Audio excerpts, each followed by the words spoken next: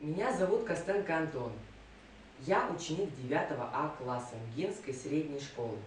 На конкурс «Дети читают стихи» я подготовил стихотворение собственного сочинения. Вот и осень гудит шаловливо. Вот и осень гудит шаловливо, а от лета простыл уже след, и наутро туманы игриво повторят облаков силуэт. В листопаде закружат хлопоты и покрасят деревья кругом.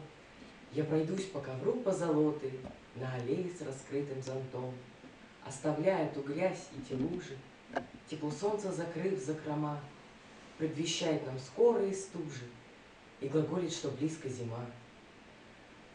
И, быть может, немножко тоскливо, но есть в этом своя красота.